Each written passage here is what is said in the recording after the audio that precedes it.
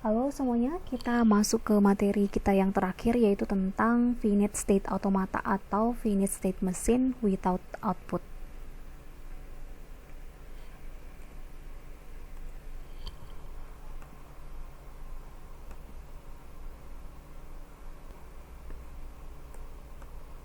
Nah, seperti pada materi kita sebelumnya, jadi untuk finite state machine without output ini terdiri dari dua tipe, yaitu yang pertama adalah deterministik, di mana setiap state inputnya, pasangan inputnya itu memiliki transisi yang unik antara satu dengan yang lainnya, maksudnya adalah state yang lainnya.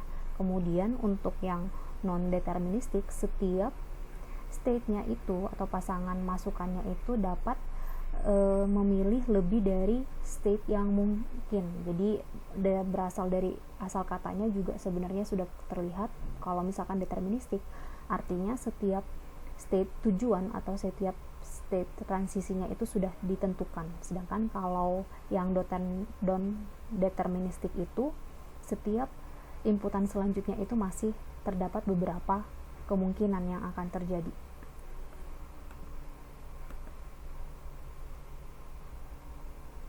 Yang pertama, sebelum kita masuk ke perbedaan deterministik dan non-deterministik, kita mengenal dulu himpunan dari string. Jadi pengertiannya adalah, misalkan kita memiliki dua himpunan A dan B yang merupakan subhimpunan dari V bintang. Jadi V-nya itu adalah vocabulary.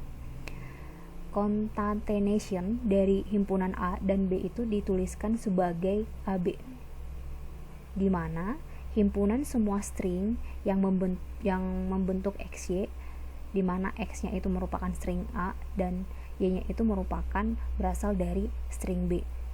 Jadi di sini dalam concatenation ini tidak perlu atau tidak penting AB-nya itu harus sama dengan BA. Kemudian selain concatenation itu, kita juga bisa menentukan A pangkat N, di mana jika misalkan A pangkat N, N-nya itu adalah 0, maka himpunan stringnya adalah lambda atau himpunan bebas. Kemudian A pangkat N tambah 1, artinya berarti A pangkat N dikali A, untuk N-nya itu dimulai dari 0, 1, 2. Contohnya, misalkan kita punya himpunan A yang memiliki stringnya itu adalah 0 dan 1, 1. Kemudian B memiliki himpunan yang stringnya itu 1, 1, 0, 1, 1, 0. Nah, ditanyakan, temukanlah AB dan A kuadratnya. Nah, yang pertama kita cari dulu AB. Jadi sesuai dengan pengertiannya tadi, kalau misalkan kita punya A, kemudian kita punya B, maka kalau ditanyakan AB, maka kita tinggal melakukan perkalian silang. Jadi misalkan ini adalah himpunan A 0 dikali 1, hasilnya adalah, jadi string yang pertama adalah 0, 1. Kemudian selanjutnya 0 dikali 1, 0 adalah 0, 1, 0. Kemudian 0 dikali 1, 1, 0 adalah seperti ini. Demikian juga untuk yang string yang kedua, 1, 1. 1, 1 dikali 1 di string B, maka ini adalah 1, 1, 1. Sampai seterusnya.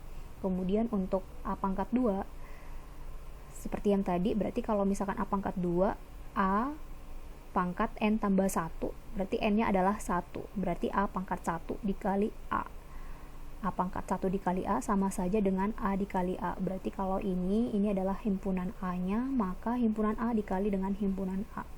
Jadi 0 dikali dengan 0, 0, 0, 0 dikali dengan 1, 1, 0, 1, 1, kemudian 1, 1 dikali 0, 1, 1, 0, 1, 1 dikali 1, 1 lagi adalah 1, 1, 1.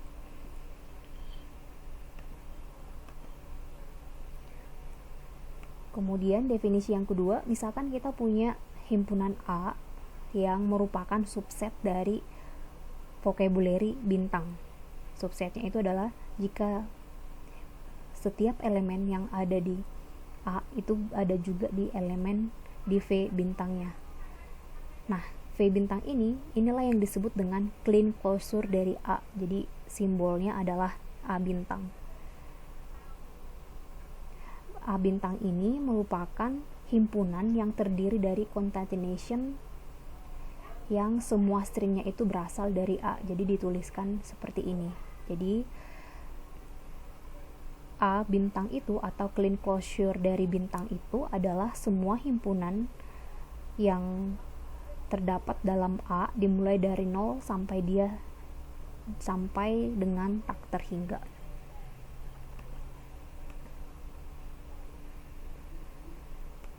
Nah, contohnya di sini adalah ditanyakan apakah clean closure dari himpunan A, di mana diketahui himpunan A-nya itu adalah 0.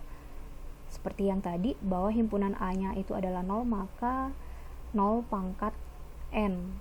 Seperti yang sebelumnya, pada slide yang sebelumnya. Jadi ini semua himpunan yang meliputi dia sampai dengan tak terhingga. Jadi dimulai dari 0, 1, 2 sampai dengan tak terhingga.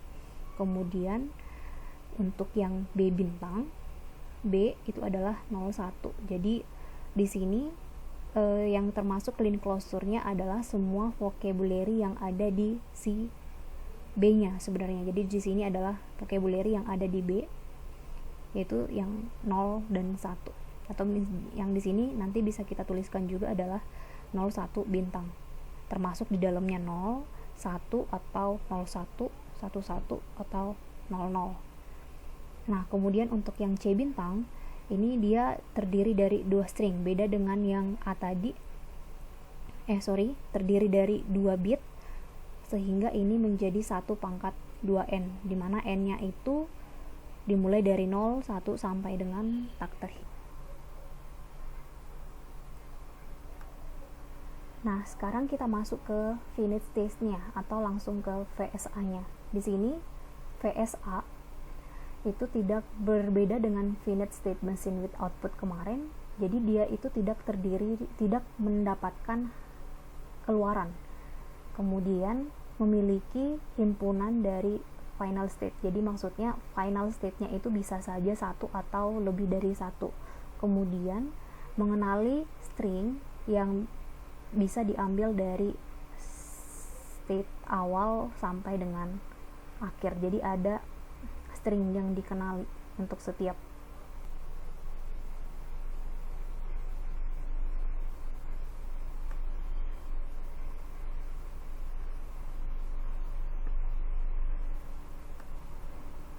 Nah, sekarang kita ke finite state automata. Di sini kita ditampilkan adalah tabel state-nya. Di sini kita terdiri dari 4 state, S0, S1, S2, dan S3. Kemudian kita hanya diberikan, karena ini adalah FSA, kita hanya diberikan fungsi transisinya dengan inputannya adalah 2 bit, 0 dan 1. Nah, di sini kalau misalkan dimulai dari start S0, jika inputannya 0, maka dia akan kembali ke state 0, dan jika dia inputannya adalah 1, maka dia akan ke S1. Seperti pada diagram ini. Nah, bedanya di sini dengan yang sebelumnya, kalau pada FSA itu terdapat state awal yaitu S0 di sini, dan ini adalah jadi berhubung himpunan final state-nya itu bisa lebih dari 1, jadi bisa saja state-nya itu dimulai dari S0 adalah S0 bisa sebagai awal atau sebagai akhir. Kemudian ini adalah S3 bisa sebagai awal dan juga sebagai akhir, tapi karena di sini sudah di get startnya dari S0, maka dia selalu dari state 0. Nah, ini adalah tabel dari yang ini adalah diagram dari tabel yang state yang ini. Jadi kalau dimulai dari 0 maka akan ke S0 seperti ini, kemudian kalau dia inputannya 1 maka akan ke 1 dan seterusnya.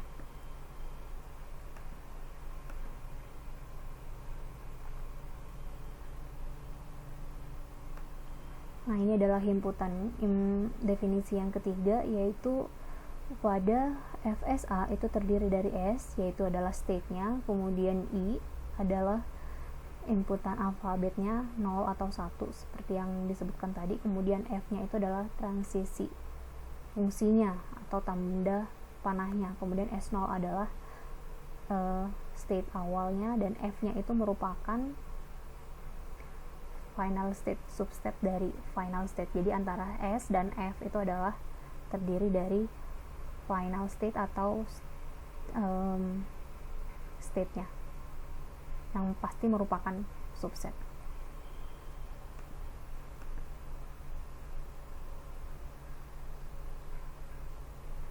Nah, sekarang adalah ke bahasa. Jadi misalkan suatu bahasa dapat dikenali atau diterima suatu mesin yang disimbolkan dengan L mesin, di mana himpunan tersebut adalah semua string yang dikenali oleh si mesinnya tadi.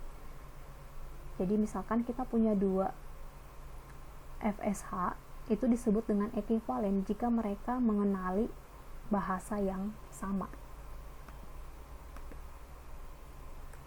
Nah, contohnya di sini kita sudah disuguhkan dengan state diagram, di mana state diagramnya ini terdiri dari Q0, Q1 dan Q2, di mana juga diketahui final state atau start state-nya itu adalah Q0 atau Q1.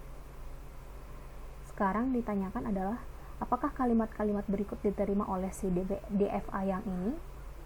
Kita coba cek satu-satu. Nah, misalkan di sini kita mau ngecek karena mesinnya itu sudah diawali atau sudah ditentukan startnya itu adalah dari Q0, kita tinggal mengecek stringnya yang ini, bahasanya. Misalkan dimulai dari A, kita lihat kembali slide-nya. Nah, A berarti kalau misalkan masukannya adalah A, maka dia akan kembali ke Q0.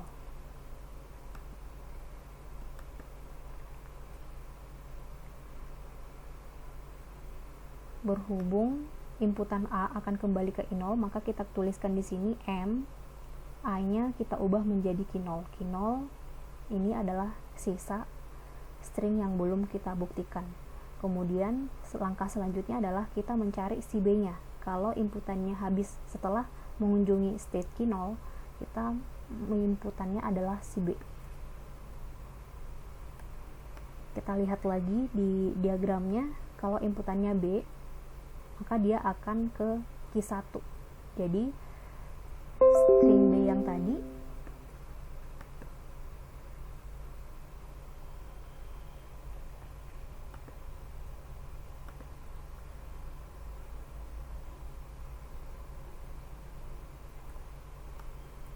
Nah, jadi si string B yang tadi kita ubahlah dia menjadi Q1.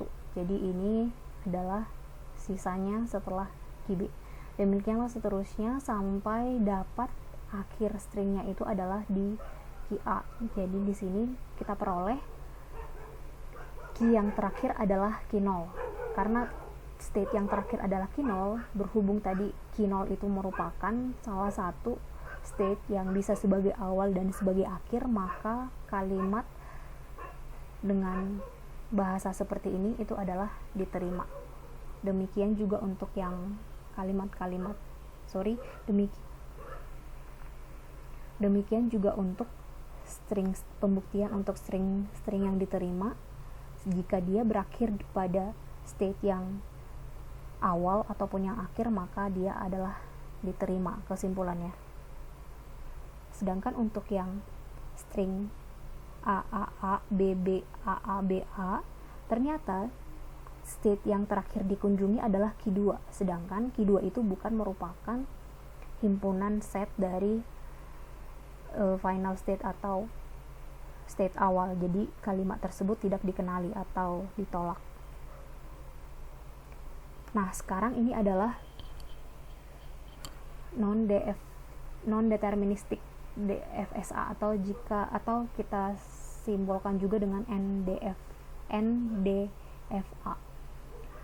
Nah, bedanya dengan si DFA yang tadi, jadi di sini inputannya itu atau state yang dikunjungi dengan inputan yang sama itu bisa beberapa kemungkinan. Contohnya di sini adalah jika state awal inputannya 0, maka selain ke S0 dia bisa juga ke S1.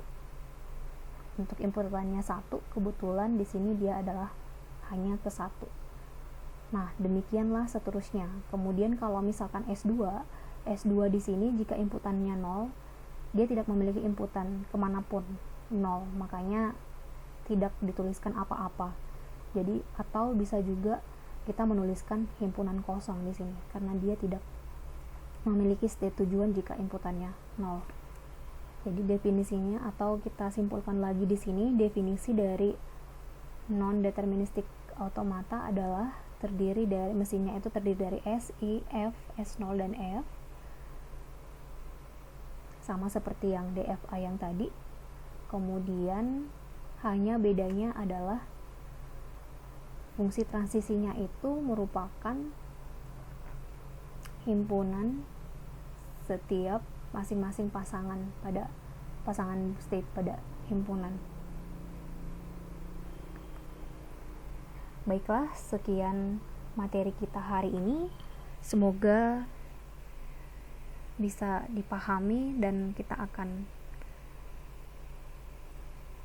banyak latihan pada sesi kuliah nanti. Makasih semuanya.